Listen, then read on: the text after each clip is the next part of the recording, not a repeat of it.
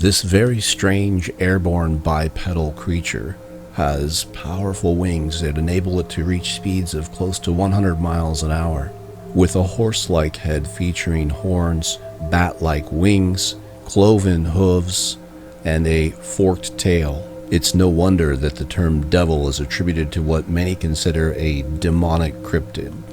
Initially described as a small creature that would terrorize local livestock, the Jersey Devil would grow into a terrifying creature the size of a large bear that would fly through the air, chasing people on horseback as they traveled through the forests of the Pine Barrens. Many locals living in the Pine Barrens, also known as Pineys, would claim to hear a high-pitched, blood-curdling scream in the night, which was the calling card of the Jersey Devil. Late one night, a resident of Egg Harbor awoke to hear the cry of his livestock under attack. He had the wherewithal to try to record what was going on in the yard. Unfortunately, the image is too dark to see anything, but the audio is quite startling.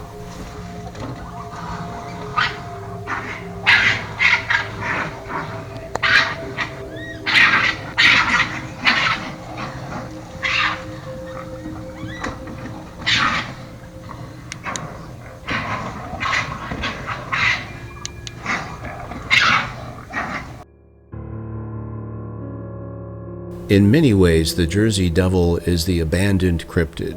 Many cryptozoologists have lost interest in this creature due to the controversy surrounding its origin story, centered around colonial-era religious political intrigue, which involves the Quakers and none other than Ben Franklin himself. The popular origin story goes that Mrs. Leeds, who some refer to as a witch, was pregnant with her 13th child. Knowing that the number 13 was an unlucky number and probably unwilling to give birth to yet another child, she cursed that this child would be a devil. On the day of its birth, this 13th child was initially human in form and had no monstrous appearance, but would change and transform suddenly in front of all in the room into some sort of a hideous devil-like creature. It would assault all of the onlookers before escaping the house into the wild. The earliest settlers came to New Jersey, which at the time was known as Nova Caesarea, in the 1620s. They were predominantly from England, and more specifically, mostly members of the religious order of the Society of Friends, commonly called the Quakers. New Jersey at the time was all but empty of people. It was nestled between the busy cities of Manhattan and Philadelphia. The first royal governor of New Jersey, Edward Hyde, Lord Cornbury, is remembered as one of the most vilified and hated governors of colonial America. When Lord Cornbury received his orders to take charge of New Jersey in 1702, the document included a list of his counselors, one of whom was Daniel Leeds. Born in England, Daniel Leeds arrived in Burlington in 1677. He was a devout Quaker. He claimed to have had ecstatic visions as a young man. Daniel Leeds' first wife died in England, so he married a second time in 1681. This wife, Anne Stacy, gave birth to a daughter, though neither survived the birth. He then married Dorothy Young, who also died, though not before producing 8 children by 1699. Daniel married a third and final time to Jane Abbott Smout. Earlier in 1682, Daniel Leeds had joined the local assembly. He also held the title of Surveyor General, and in the 1690s he surveyed and acquired the land of Great Egg Harbor near the Atlantic coast. He handed this property down to his sons as a family seat, and it came to be known as Leeds Point. This is the location associated most with the Jersey Devil legend.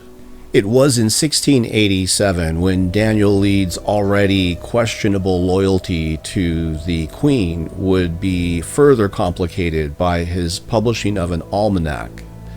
It was attempting to connect Christianity and the movement of the heavens to astrology and astrological symbols, what some would call Christian mysticism. Initially, Daniel apologized to the local congregation and tried to make amends, but he was infuriated when he realized that they had attempted to gather up all of the almanacs and destroy them. This is what pushed Leeds to privately break from the Quakers. Shortly thereafter, in 1688, Daniel Leeds would start to have this growing resentment, which he would put down into a book called The Temple of Wisdom. He included sections on angels, natural magic, astrology, and the behavior of devils. It was during this period of time that the colonies began to openly resent the monarchy in England. And Lord Cornbury, along with Daniel Leeds, were considered to be loyalists to the crown and therefore enemies of the colonies. The resentment towards Daniel Leeds would grow to outright hatred once he published his 1699 documents, The Trumpet Sounded Out of the Wilderness of America, which is considered to be an outright anti-Quaker piece of literature. He argued that the Quaker theology denied the divinity of Christ, and he accused the Quakers of being anti-monarchists. It's in this perfect storm of religious and political turmoil, along with anti-monarchy feelings and resentment in the colonies, that the Leeds family begins to be considered evil, or in some cases, devils amongst us, and that the Leeds devil is actually referring to Daniel Leeds or his son Titan. Before we dismiss the Jersey Devil as some form of political or religious controversy spawned hundreds of years ago, it's important to remember that the Native Americans in the area had myths and legends that were connected to creatures roaming the Pine Barrens long before the first colonist ever set foot in North America.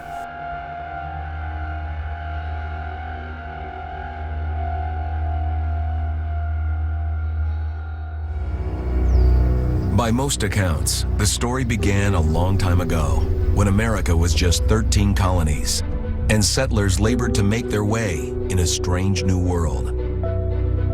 It happened in 1735. And a woman, whom everyone called Mother Leeds, was about to give birth. Of course, midwives were called in. Now, it was reported that Mother Leeds already had 12 children, and she did not want this 13th child. Ah! May it be with the devil!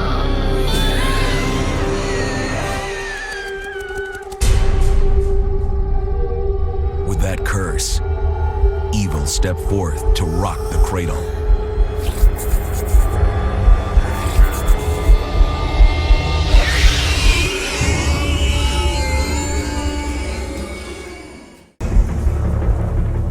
Southern New Jersey's Pine Barrens.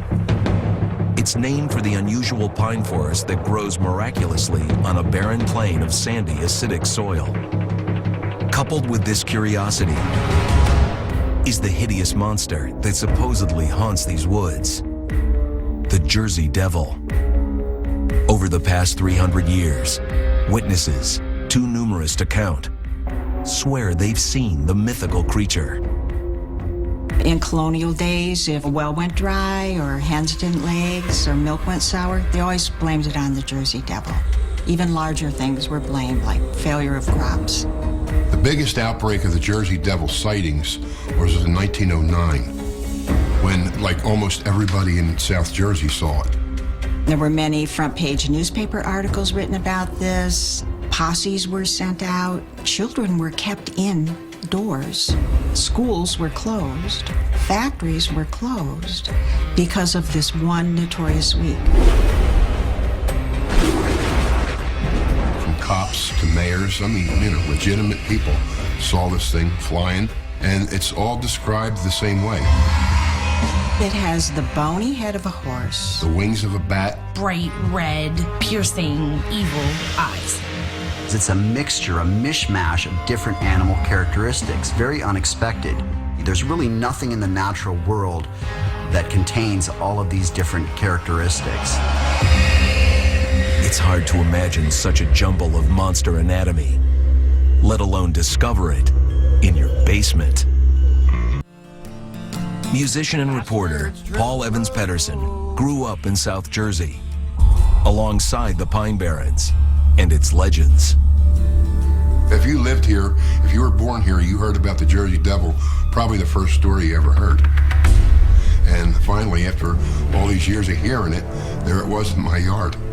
And my house is 100 yards from the western part of the Wharton Track, which is the Pine Barrens. Paul's encounter with the monster took place some 50 years ago. The night he was left in charge of watching his little sister. Hey, I'll be back in a few minutes. You guys be good. Listen to your brother. Okay? Bye. Bye, Mom. My mother had left me and my sister so she could go pick my dad up at work.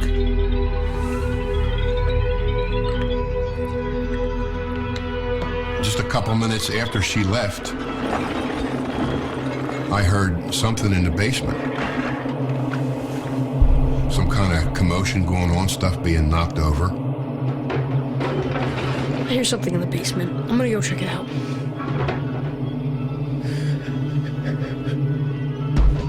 I walked over to the cellar door and heard something coming up the steps in a really strange way. Not like a man would walk up the steps. Something like hopping up the steps, making a god-awful noise. Almost like wings flapping or some kind of commotion. I had the presence of mind, thank God, to lock the door. It was getting closer and closer, and I was scared to death.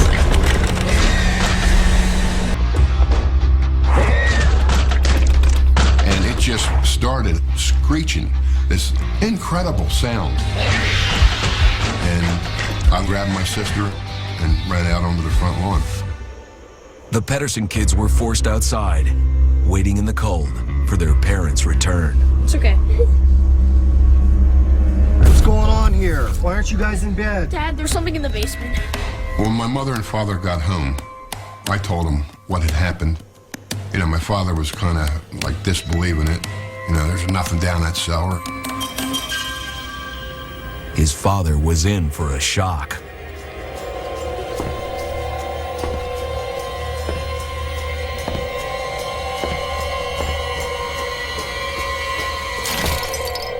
All the Christmas balls were broken, all the tinsel's all over the place, all the tools are scattered all over the basement. Something was down there. All the windows in the basement were nailed shut. The only way in or out of that basement, other than the cellar steps from the kitchen, was the coal chute. To escape, it would have had to fly. Is everything all right down there, honey? It shook my father up pretty good. After that night, they tore the coal bin and the coal chute out of the cellar and dismantled it and threw it away. After it happened, even our neighbors said, "You had a visit from the Jersey Devil."